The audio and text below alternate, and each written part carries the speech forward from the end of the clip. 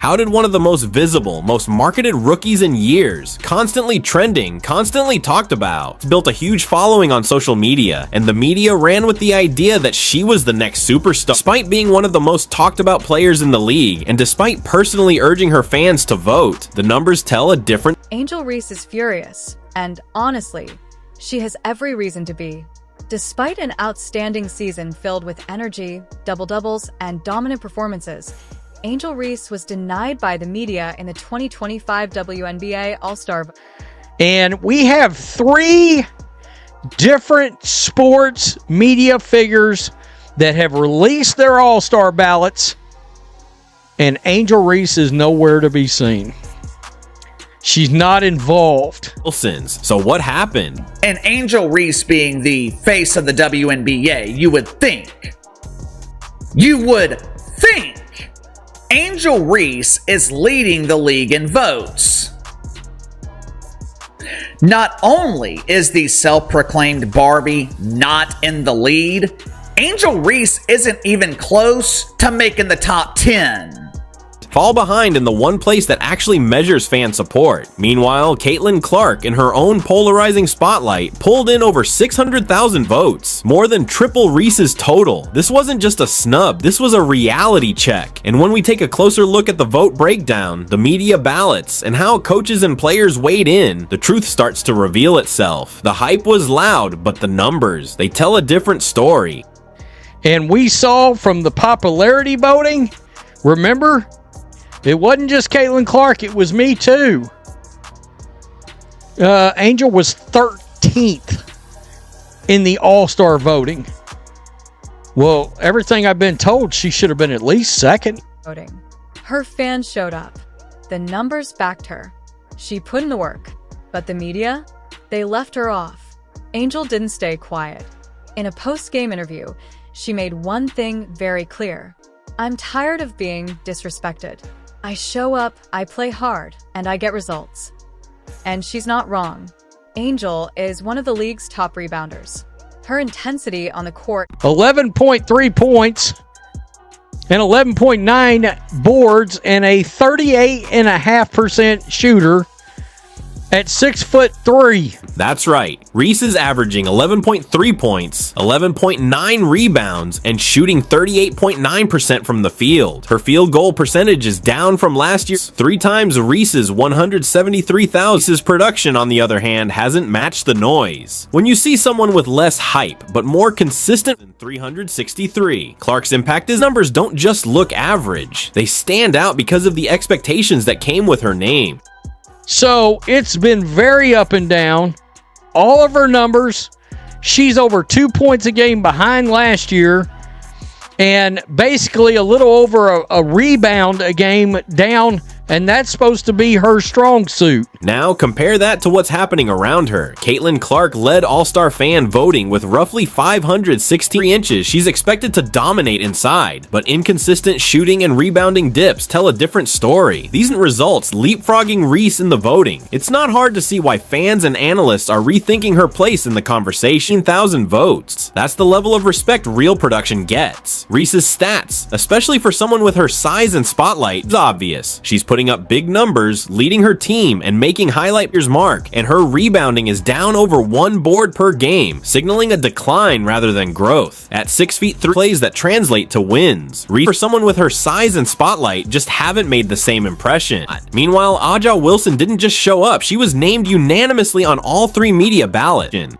She, not only was she not second, she was basically 3 times the amount of votes behind Caitlin Clark. This is where the All-Star voting system really lays things bare. Fan votes count for 50%, but the other half comes from media and players. These are the people who watch every game, break down the film, and know what makes an All-Star. The fact that Reese was left off all 3 major media but in the WNBA, it's not enough to be famous. You have to deliver on the court. Her shooting struggle in the voting, it's not just about a few rough games, it's about expectations that haven't been met. The spotlight is ballot says a lot. The same Angel Reese, who has been begging, and I mean begging, people on social media to vote for her, Angel Reese, number 13 on the list, 173,000 votes. Some of this comes down to the difference between reputation and reality. Reese, the lack of support from both groups in the All-Star voting isn't just a fluke. It's a and rebounding dip make it clear she's not imposing her will the way many expected. Every missed shot or quiet night stands out even more when you're supposed to be the face of the league. A potential reserve, who would it be? Gabby Williams and Brittany Sykes. So Angel Reese couldn't even squeeze into a reserve spot. And now Megan Hall of USA Today, she left Angel Reese off her All-Star ballot.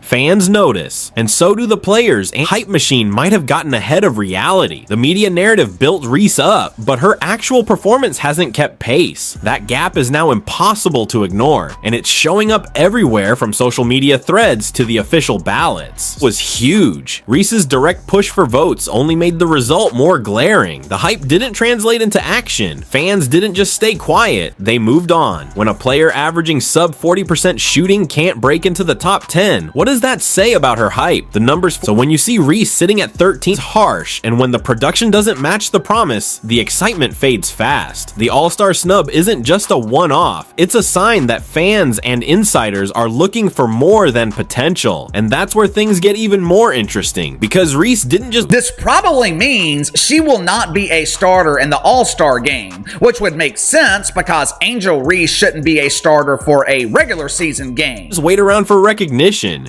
And the front court players, Boston, Nafisi Collier, Nika, Satu Sabali, Brianna Stewart, and Asia Wilson. All right. And down here, Boston, Jonquel Jones, Alyssa Thomas. No Angel Reese, folks. This you went out and asked for. It wasn't about a close contest or a controversial snub. The gap forced everyone to reconsider what they thought they knew, and media signed that the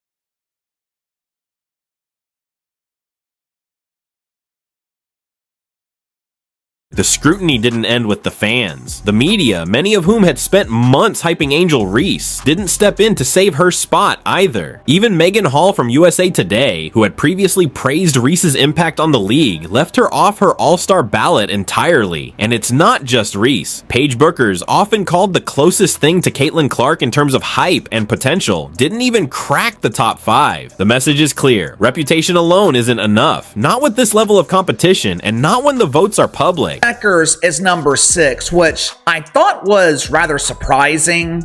3 months ago, Paige Bueckers was the only star in women's basketball not named Caitlin Clark. She entered the WNBA dump with a massive amount of mainstream notoriety.